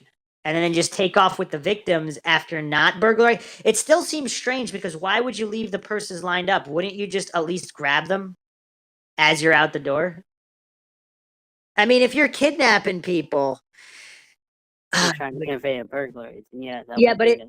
if someone is looking for something or maybe possibly trying to confirm identities with driver's license, would you line up the purses and go through all of them, trying to identify people if you're specifically looking for specific people to kidnap? It's a good chance you would do that. Yes. Okay. So the Delmar neighborhood actually has drive-through security. So the neighborhood has its own security that drives around. How does that change what's going on? Because this is a detail that hasn't been out there. We haven't discussed. We don't know the frequency of the drive-through, but would this be your number one area to burglarize if it has drive-through security? Because there's other neighborhoods that don't. Unless you have an inside man. That changes everything, doesn't it? Very true. Especially if he runs one of the shifts or is on one of the shifts. So there was also an unnamed man who was sighted specifically outside and around the Levitt home. News leader report that this man was seen standing Friday, June 6th, 8:45 to 9 a.m., then again on Friday, 3 p.m. to 3:15 p.m., sitting on the grass. Then again, Saturday, June 7th at about 11 a.m. So this would have been around this experience. Now, of course, it's possible they also had a stalker that had nothing to do with the people that abducted them, right? Because why would the same guy be there on Saturday morning after the abduction took place at 11 a.m., right? Because if the abduction was finished by 5 or 6 a.m., would this guy be going back at 11 a.m.? Or was this just an associate or accomplice that was just sent there to check if they had discovered they were missing yet? We don't really know. But the description was he was 5'8" to 5'9", shoulder length, sandy reddish brown hair, freckled tan complexion, 145 pounds, age 34 to 48. I mean, that's strangely specific. Age 34 to 48. Wouldn't you usually just say mid 30s to 50? I mean, I don't know. And the weight is cited as 145 pounds. Isn't it difficult to tell if somebody's 140 or 145? Or maybe they'd be 150 instead of 145? Why 145? That's a strange weight. I don't know. Correctly so. I mean, I never really heard any description for that. Like, especially if you're just seeing someone on a vague. Usually, like I said, it's usually regular, but it might say average height, average build, and such middle age. It may offer, hair color. Maybe someone might have seen some gray in it. But yeah. Okay, I found an anonymous post online. I'm guessing this was someone in the area with inside knowledge of the goings on. They posted this. The next day, when the 3 missing women were being searched for, the police were looking for a brown van. My daughter and I went to Branson West to the grocery store, Country Mart. When I pulled up in front of the store to get out, there was a brown van parked in front of the store also. There was a man crouched down on the sidewalk talking on the payphone. He reminded me of Manson. He had long dark hair, cold dark eyes, and a leather vest on with no shirt under it. He was mumbling on the phone and stared us down when we got out of the car. There was another man sitting in the driver's seat of the van. I didn't get a good look at him. I just noticed that he had dark hair also. The van was brown and all the windows were covered up. I called the Springfield police when I returned home. I have heard that someone from Wheelerville dated Susie and that there is a concrete vault of some sort on the farm. No one seems to know what is on or under it. That was September 2nd, 2014, that this was posted online anonymously. What that means? Anybody's guess. But that is kind of strange. That description of a guy, long hair, wearing a vest with no shirt. I mean, that's a motorcycle gang member, right? How many non-motorcycle gang members do you know that would wear something like that and have a brown van with windows closed up? It's suspicious. And do you want to know the motto of the Galloping Goose Motorcycle Club? I would love to know. The motto is mute forever. Huh. So I guess they really don't like snitches? That would suggest that. And they don't rat each other out. So apparently, from locals, the rumors are that Mike Kovacs, so this is Susie Streeter's ex-boyfriend, who she took out a restraining order on, who's friends with the grave robbers, he was the link between the grave robbers and the Galloping Goose drug dealers. So apparently, he's the one that went to the Galloping Goose guys and then sold the drugs, or had the grave robbers sell drugs for the Galloping Goose members through him. He was the intermediary. All right, here's another rumor. Are you ready for this, Sitter, when this one is bizarre? All right. So the grave robbers sold the gold teeth to a pawn shop. The owner of that pawn shop moved out of town shortly after the abduction. Seems a lot of people left town around that time. Do you find that suspicious that all these people are leaving town after the Springfield Three go missing? I do. It's very odd. Okay, I'm gonna go through a couple more shady things. So, apparently police got a tip from a man awaiting sentencing on some charge in Greene County. He told police that a friend of his had confessed to killing the Springfield Three during a drunken party. The source said that the information was supposed to lead the police south of Springfield. This was around the time the police searched a property in Webster County, a farmland property near Northview, Missouri, east of Springfield. According to the story, the police also searched the property in 1990 for 2 of 3 missing people from Springfield, Missouri, different people on a different case. So the 2 farms that come up here are the Robb farm and the Evans farm. All right, there's some posts on forums of guys that are just, I'm guessing they know a lot of these people. Some of this doesn't make a lot of sense because there's missing information here.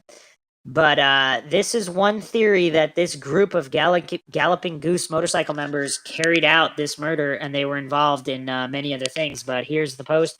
I'm trying to show you how all these killers as a group killed these girls and how they all connect. Jones didn't bring enough meth to Fletcher's opening night. Dykes and Garrison and the man from Anderson killed Jones. The man from Anderson was questioned in the Debbie Lewis murder, and Carnahan was with Lewis in Willard. Carnahan brags about cutting Susie in front of several witnesses. My witness says Carnahan and Dykes and the Fletchers all hung together.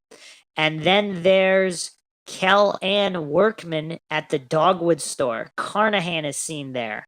That's one link. The second link is Terry Walker, the ex-boyfriend of Debbie Lewis. And the third link is Garrison, arrested at the store the very next day after an abduction. This group shows up every time a girl goes missing, and I think that's just the tip of the iceberg. I think the Nevada girl, the Joplin girl, and the Freeman and Harris girls all link. So he thinks that these individuals, these drug dealers, Galloping Goose motorcycle members, they're all involved in all these different missing persons and murders. Interesting. I mean, I guess it would sound that way, almost as if it was ritualistic. Not in the sense of saying like they're just serial killers, but just say, okay, I guess if they do a certain thing, this is how they celebrate. Here's another post. Many of us locals have lived here in the Ozarks for decades. We predate the age of computer. It's one of those things you have to know. What's wrong with Dykes? You can't prove he's a goose, expletive. It's proven, in fact, when the Goose Club house was bombed 2 months ago and had a small fire, the club was raided by the police to search for bomb-making materials. Only one member was there and was living there, Ricky Eugene Dykes. So the Robb Farm, this is a place not far from Springfield, that's where all the bikers partied. So these online people are saying this. Different bikers gave me different directions, and to make it harder, Greene County changed the damn road a little.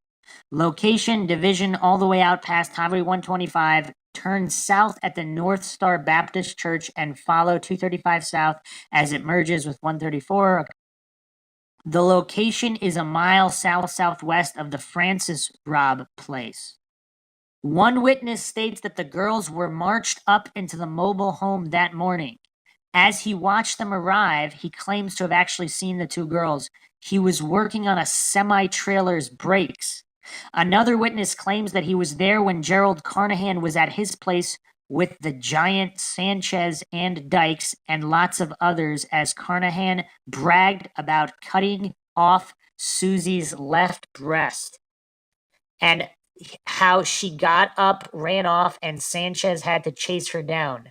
I show a release date on Stephen Eugene Garrison, May 15th, 1992, 3 weeks prior to the Springfield Three going missing. Garrison didn't have a safe place to take the girls of his own, unless it was his old gang members, Glenn and Paul Sweet, and that's where the witness says they went. Sweet was already in jail, yet we know that Dykes got his weed, truck, and ATV from. So we know how close Dykes was to Sweet. His kids called him Papa Sweet. Okay, so this is the property involving a lot of these rumors, and this was raided by police. There was also supposedly local rumors that Cheryl was dating someone in law enforcement, and that someone was married. So is it possible that Cheryl Levitt was dating a corrupt police officer, and this corrupt police officer used these criminals that he was involved with to get rid of Cheryl if she found something out? Or the wife could have either known someone who might have been. Oh, if the wife found out and told some shady individual she knew from previous marriages or days? Could be. Just put it out there. Here's another anonymous post, December 3rd, 2012. When I was in high school, we always heard that the three missing women were supposed to be buried out on Washburn Prairie south of Cassville, Missouri, on an old farm whom everybody remembers, I'm sure. That's where all of us young kids would go and party out in the middle of nowhere. It was creepy out there. Anyways, we heard the girls were buried in the white van outside the 2-story farmhouse, where this man a bunch of junk piles of scrap cars and metal. They were told to us that they were under the third pile, the one with the truck hood on the bottom. We recall that a certain girl who went to the same school as us, her dad was supposed to be in cahoots with this other one. One was a truck driver, and they supposedly kidnapped the three girls, and they ended up at the farm at the prairie. The truck driver, I heard, later turned out they found him dead in his semi along the side of the interstate. That's kind of interesting. Just another rumor out there. However, police did do a dig at a Cassville farm, so it's kind of weird. A lot of these things are kind of weird. A lot of these ongoing rumors are kind of weird. Weird and diverse. Let's talk vehicles for a moment. The green van. So October 28th to 29th, 1993, Ripley County, Indiana sheriff's officers recovered an 85 blue Dodge van motorhome in a campground in Versailles, Indiana. People in the campground said it had been occupied by a man until about June or July and felt it was abandoned. The van's VIN matched the VIN on a van stolen from an automobile dealership in Springfield, Missouri between June 4th and June 9th, 1992. That once was considered to be a possible suspect vehicle in the missing woman case. Supposedly it had nothing to do with the case. Okay, let's go through some of the searches. July and August 2002, Webster County Sheriff Ron Worsham led a search which included cadaver dogs, men with backhoes, archaeologists, and FBI agents. Highway A in his county. Worsham's department received a tip about two men who drove a green van and worked for a concrete company in Greene County. The property was where the concrete company dumped material. The search, which covered parts of 2 weekends, turned up nothing that led investigators to believe the missing women's bodies were on the property. Worsham was assistant police chief in Springfield when the women disappeared. So this is now quite some time, almost around a decade later. They don't find anything, but these are the two guys that disappeared afterwards. They had a green van. Okay. April 7th through 10th, 2003, searchers dug at a property south of Cassville, following tips that led them to believe the women might be buried there. Nothing was found there that indicated a link to Streeter, Levitt, and McCall. During the summer of 2002, authorities received another tip. The tipster told police that two men who worked for a local concrete company and drove a green van had placed the woman's body on land in Webster County. The 2-week search of the property again yielded nothing. The following year, a similar search with the same results was conducted south of Cassville. August 28, 1993, law officers with a search warrant spent all day looking for the bodies of the three women on the farm of Francis Robb in Webster County. Afterwards, officers said they found some evidence they had analyzed, but nothing ever came of the search. Okay, this is very, very critical. I don't think we've talked about this on the podcast yet. This August 28th, 1993 search. So this search is relatively close to the time of them disappearing. So this is just a little over a year after they disappeared. How did they get that warrant? Do you find that curious? How did they get the warrant to search Francis Robb's place? Did the police already know about the Galloping Goose connection? And did they already have all of this information at that time? And they knew that there was a Galloping Goose connection with some of these shady individuals involved? I wonder. I mean, was the warrant specifically meant to search the property in hopes to find any information on the missing girls, or was it something else entirely different they might have gotten a warrant for, but in the hopes might find an answer to that case with the girls? August 20. So here's another thing I found. Police searched. So August 28th, 1993, police searched a piece of farmland in Webster County on the basis of a tip. It is not publicly known if anything of significance was uncovered because the results were sealed. It was only stated that items were recovered. So does that bother you, Sid? They sealed the results of this search. Why would they do that? Is that because they don't want anybody to ever solve the case? Or is it because it has something to do with something else with the motorcycle gang that doesn't concern the Springfield Three, but concerns something else of critical value that possibly the FBI or DEA are involved with? It very well could be. I think the latter. Because I imagine if it involved girls, that would be a very big case that they would want to have solved. Okay, another point on the 2003 search at the property south of Cassville. Investigators acted on another tip, this one involving an old farm south of Cassville. And this is also that anonymous poster online referring to the rumors of this being where they were buried. Various types of debris were found, including sections of a green vehicle. It was also reported that cadaver dogs alerted on several points throughout the property. At an unknown date, a residence in Springfield was searched, yielding a box of old newspaper clippings about the case and 2 rings. The rings could not be tested for DNA as they had been sitting in the box for many years by that point. Now, I should point out that the girls at least had taken off their rings in the bathroom in the Delmar house, and some of Stacy's jewelry was inside the pocket of her shorts. If the rings were directly connected to the 3 missing women, they would likely had to have been worn by Cheryl Levitt, and she would have had been wearing them when she left the house. Those rings still have not had any DNA tested conducted on them. Okay, that's messed up. November 2nd, 1994, America's Most Wanted got a tip with directions to bodies near Gainesville, Missouri. Searchers found a garbage bag with 2 blue t-shirts with gunshot holes and blood on them. An animal's body was also in the bag. So it was a garbage bag, 2 blue t-shirts with gunshot holes and blood on them. Okay. Apparently, we have no information whether or not it's conclusive concerning the girls. Actually, there was testing done. Springfield PD's Doug Thomas said the tip looks to be just another in a long line of false leads. This was November 5th, 1994. The tip had said that the bodies could be found in this remote location. Thomas said that the panties and t-shirts did not match what Streeter, McCall, and Levitt were thought to have been wearing. Ozark County Sheriff Vaughn said that the holes in front of the t-shirts looked to be consistent with shotgun pellet holes. The front of the t-shirts were covered with a black substance which was to be tested for blood.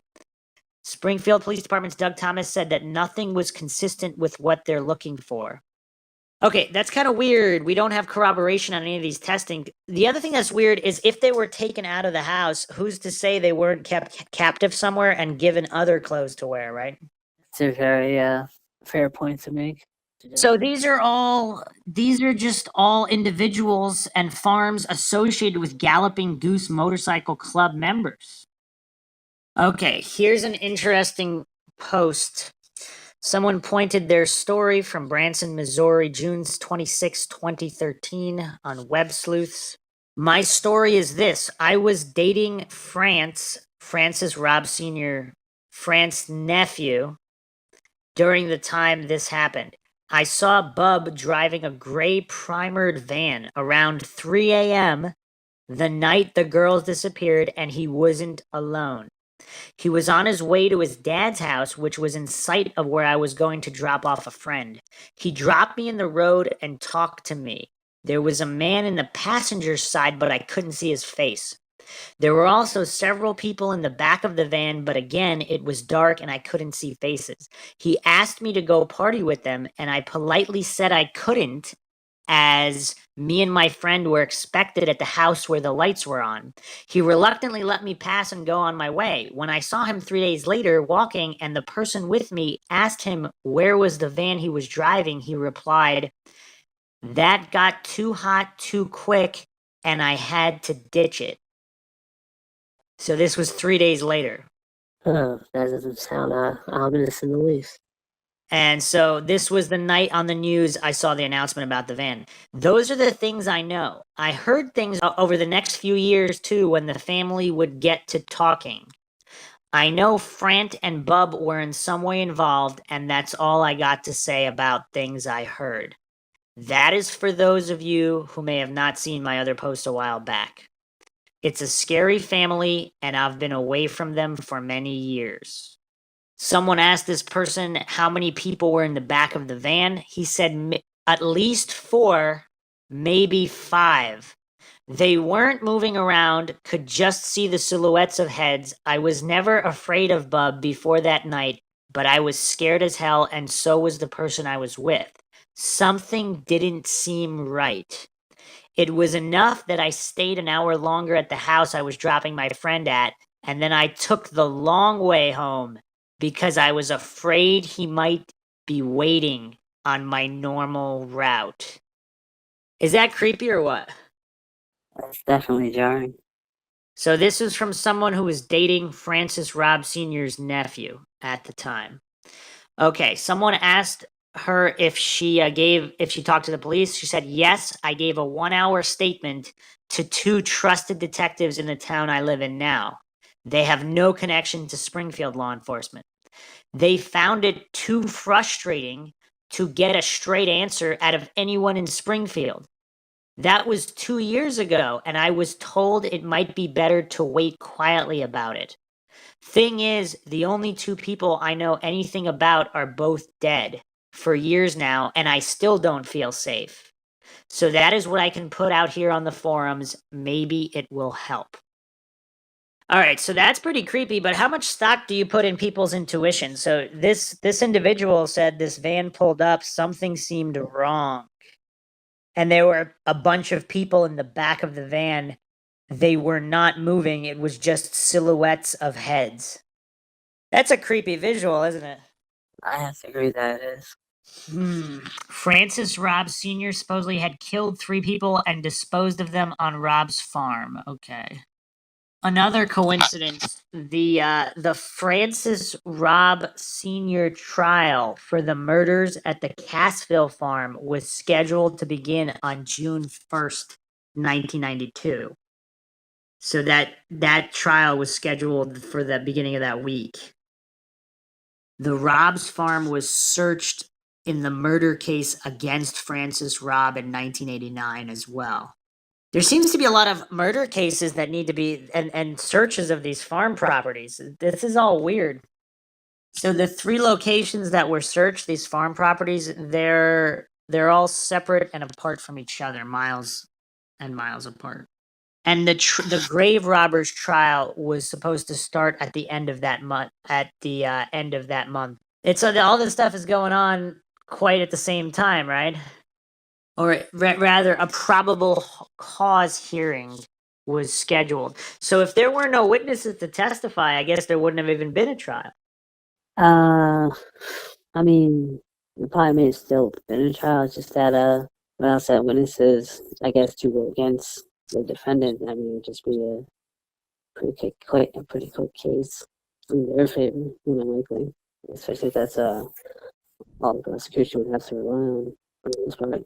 The other thing we don't really know, Susie and Cheryl, like if Cheryl really is dating some police officer, is he telling her something?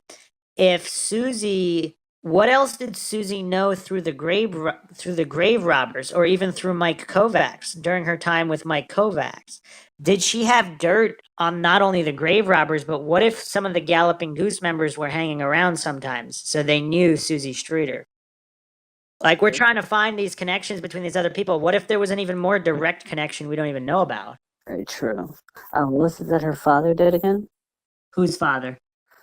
Susie's. We never said. They moved from Seattle. It was Stacy McCall, the friend. It was her father who worked at the car dealership. Gotcha. Which was then involved with them. Albert wonder. There's definitely something off about a lot of these things, and yeah, there's something just off because, again, this happened graduation night. If this was only about Galloping Goose, I mean, again, I don't know, maybe if you're trying to abduct and kill people, graduation night's not a bad time to do it because of all the commotion, right? Everybody's up late, everybody's running around, or does it make it harder because everybody's around and can see you? Or especially if you're older men with long hair and big beards. Unless you're getting the high school age, college age kids to do your bidding. Potentially. But again, sorry, like you said, there was a lot of chaos, a lot of raucousness. But yeah, I would imagine in that sense, with all the chaos, it probably would be a bad night because, people might be up, aware, looking around, making sure that kids aren't getting too wild or what's going on. So, but like you said, at the same time, still it would set commotion, such craziness. There is still a decent chance that you could be able to pull off something without anyone really paying too much mind to it potentially.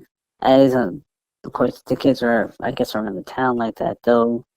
I imagine from graduation. Well, yeah, unless it's with all the parties, then, huh? So there's another problem with the police. We'll be taking a look at the investigation itself and things that don't add up.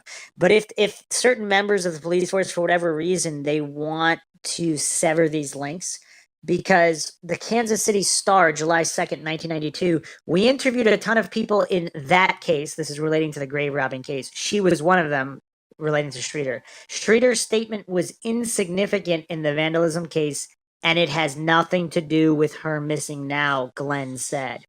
That's kind of interesting, isn't it? Because if they're trying to downplay any connection, we really don't know. Or if they really don't know what she knew. Like, what if the Galloping Goose members knew that Susie knew something, but Susie actually never said it? So then the police would never know what was significant, especially if she withheld the evidence that she thought would get her in trouble, like maybe certain names or Galloping Goose members' names, whatever. So if she withheld that, but the Galloping Goose members didn't know she withheld it, or were just suspicious in general because she was talking to police, and the police didn't know that, then the police, from what they do know, would think that there would be no wouldn't have to do with her missing now. However, do you find it weird to make a definitive statement?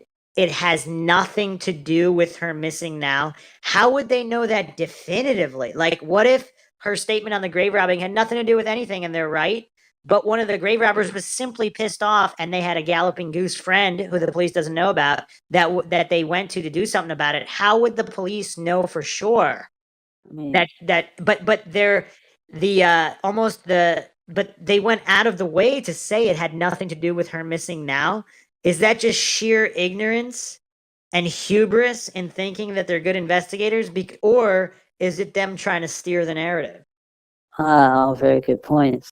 And anyone could be valid because, again, it's still very odd to make that sort of claim, especially when obviously that they are still missing, and thus leaving most avenues open. Unless at some point they may have investigated that path and then were able to dismiss it. So I would find that still odd, though, especially just to announce it like that without any prior updates. Unless they were trying to keep it extremely tight and hush hush in case if they felt they were closing in. You know what's weird is Culprits. there seem to have been multiple sources stating that the Springfield Police Department are very difficult to deal with and getting straight answers on anything to do with this case. That seems weird, but there is evidence that this was a big investigation. Now, big investigation for what? To make sure it wasn't solved or to try to solve it? So the Jefferson City News Tribune reported this.